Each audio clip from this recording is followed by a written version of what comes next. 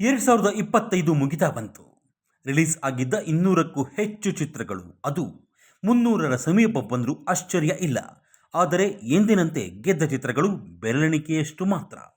ಈ ವರ್ಷ ಹಿಟ್ ಆದ ಸಿನಿಮಾಗಳೆಷ್ಟು, ಬಾಕ್ಸ್ ಆಫೀಸಿನಲ್ಲಿ ಗೆದ್ದ ಸಿನಿಮಾಗಳೆಷ್ಟು, ಯಾವ ಚಿತ್ರ ಎಷ್ಟರ ಮಟ್ಟಿಗೆ ದುಡ್ಡು ಮಾಡ್ತು, ಒಂದು ಜನರಲ್ ಲೆಕ್ಕಾಚಾರ ಇಲ್ಲಿದೆ. ವರ್ಷದ ಟಾಪ್ 10 ಸಿನಿಮಾಗಳನ್ನು ನೋಡೋದಾದರೆ ಅನುಮಾನವೇ ಇಲ್ಲದೆ ಕಾಂತಾರ ಚಾಪ್ಟರ್ 1 ಇದ್ದೇ ಇರುತ್ತೆ.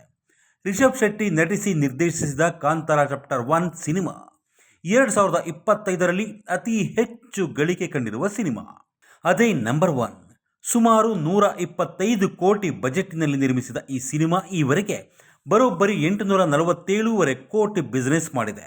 ಇದು ಕೇವಲ ಥಿಯೇಟರ್ ಕಲೆಕ್ಷನ್ ಲೆಕ್ಕ. ಟಿವಿ, ಮ್ಯೂಸಿಕ್, OTT ಲೆಕ್ಕಗಳನ್ನು ಇಲ್ಲಿ ತಗೊಂಡಿಲ್ಲ. ಟಾಪ್ 2 ಸ್ಥಾನದಲ್ಲಿರೋದು ಒನ್ಸ್ ಅಗೈನ್ ಹೊಂಬಾಳೆಯ ಸಿನಿಮಾನೇ. ಮಹಾವತಾರ ನರಸಿಂಹ ಆನಿಮೇಷನ್ ಸಿನಿಮಾಗೆ 40 ಕೋಟಿ ಖರ್ಚು ಮಾಡಿದ್ರಂತೆ. ಅದು ಯಾವ ಮಟ್ಟಿಗೆ ಹಿಟ್ ಆಯಿತು ಅಂದರೆ 326ರಿಂದ 330 ಕೋಟಿ ಬಿಸ್ನೆಸ್ ಮಾಡ್ತು.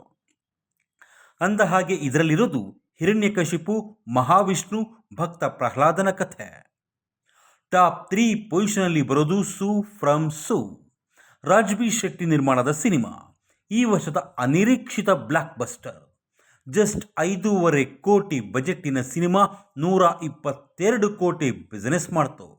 ಅದೊಂಥರ ಬೇರೆಯದೇ ಮ್ಯಾಜಿಕ್ ಮಾಡಿದ ಸಿನಿಮಾ. ಟಾಪ್ 4ನಲ್ಲಿ ಬರೋದು ಎಕ್ಕ, ಯುವರಾಜ್ ಕುಮಾರ್ ಅಭಿನಯದ 2ನೇ ಸಿನಿಮಾ. ಮೊದಲ ಸಿನಿಮಾ ಯುವ ಚಿತ್ರ ಆವರೇಜ್ ಆಗಿತ್ತು, ಒಟ್ಟಾರೆ ಬಿಸ್ನೆಸ್ಸಲ್ಲಿ ಲಾಭ ಮಾಡಿಕೊಂಡಿತ್ತು. ಯುವ ಥಿಯೇಟ್ರಲ್ಲಿ ಹಿಟ್ ಆಗಿರಲಿಲ್ಲ. ಆದರೆ ಎಕ್ಕ ಹಾಗಲ್ಲ, ಥಿಯೇಟ್ರಲ್ಲೂ ಒಳ್ಳೆ ಕಲೆಕ್ಷನ್ ಆಯಿತು. ಸುಮಾರು 8 ಕೋಟಿ ಬಜೆಟ್ಟಿನಲ್ಲಿ ನಿರ್ಮಾಣ ಆಗಿದ್ದ ಸಿನಿಮಾ 12 ಕೋಟಿ ಬಿಸ್ನೆಸ್ ಮಾಡ್ತು. ಪ್ರೊಡ್ಯೂಸರ್ ಅಶ್ವಿನಿ ಪುನೀತ್, ಕಾರ್ತಿಕ್ ಗೌಡ, ಜಯಣ್ಣ ಹ್ಯಾಪಿ ಆದರು.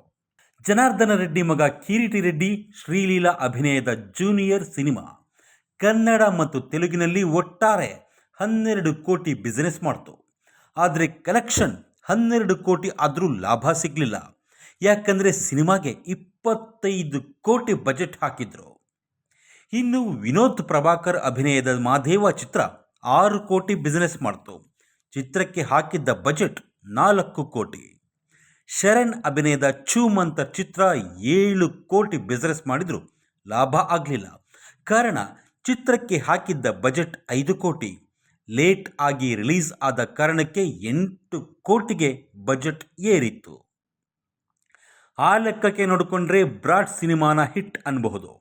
3 ಕೋಟಿ ಬಜೆಟ್ಟಿನ ಸಿನಿಮಾ 5 ಕೋಟಿ ಕಲೆಕ್ಷನ್ ಮಾಡ್ತು.